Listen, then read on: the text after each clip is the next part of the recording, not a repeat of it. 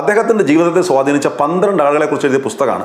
അതിൽ ഒന്നാമൻ സ്വാമി വിവേകാനന്ദനാണ്, നമുക്ക് തർക്കമില്ല, ലോകം മുഴുവൻ ആരാധിക്കുന്ന മനുഷ്യനാണ്. രണ്ടാമത്തെ നരേന്ദ്രമോദിയെ സ്വാധീനിച്ച രണ്ടാമൻ്റെ പേര് MS ഗോൽവാക്കർ എന്നാണ്. ആ 12 ആളുകളിലും 13ാമനായിട്ട് പോലും ഗാന്ധിയില്ല. പിന്നെ എങ്ങനെയാണ് ഗാന്ധി എന്ന് പറയാൻ കഴിയും? ഏറ്റവും വലിയ ഇന്നത്തെ ഏറ്റവും വലിയ പരിഹാസ്യമായിട്ട് തോന്നുന്നു ഇദ്ദേഹത്തിന്റെ പ്രസ്താവന.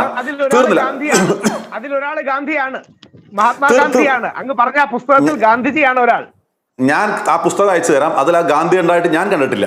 പിന്നെ ഇദ്ദേഹം പറഞ്ഞു ഗാന്ധി ഘാതകന്റെ ചിത്രമുള്ള RSSന്റെ കാര്യാലയത്തിൽ ചെല്ലുമ്പോൾ ഗോഡ്സെയുടെ ചിത്രത്തിൽ വണങ്ങുന്ന മോദിയുടെ ചിത്രവും നമ്മൾ കണ്ടിട്ടുണ്ട്. അപ്പോൾ മോദി മുന്നോട്ട് വയ്ക്കുന്ന രാഷ്ട്രീയ ആശയധാര എന്താണെന്ന് കൃത്യമായി മനസ്സിലാക്കുകയാണ്. പിന്നെ ഇവർ നെഹ്റുവിനെ കുറിച്ച് ലോകത്തൊരു രാജ്യവും ഉണ്ടാകുകയില്ല, ആദ്യത്തെ പ്രധാനമന്ത്രിയെ ഇത്ര മാത്രം മോശക്കാരനായി ചിത്രീകരിക്കുന്ന ഒരു രാജ്യവും ലോക ചരിത്രത്തിൽ ഉണ്ടാവില്ല. നെഹ്റു മുന്നോട്ട് വെച്ച മതേതരത്വം നെഹ്റുവിന്റെ മാത്രമല്ല, കോൺഗ്രസിന്റെ ആശയമാണ്, കോൺഗ്രസിന്റെ ആശയധാരയാണ്. ആ ആശയധാരയാണ് 1977 ഞങ്ങൾക്ക് 123 സീറ്റ് കിട്ടിയത്. അതേ ആശയമാണ് ഞങ്ങൾക്ക് 1984 444 സീറ്റും കിട്ടിയത്. ഞങ്ങൾക്ക് സീറ്റ് കുറഞ്ഞിട്ടുണ്ടെങ്കിൽ അത് ഈ രാജ്യത്തുണ്ടായ ഇന്ത്യയുടെ രാഷ്ട്രീയം ഞങ്ങൾ ജനങ്ങളുമായി സംവദിക്കുകയാണ്. കോൺഗ്രസ് 1947 മുൻപ് സ്വാതന്ത്ര്യത്തിന് വേണ്ടി 69 വർഷം പോരാടിയ പാർട്ടിയാണ്.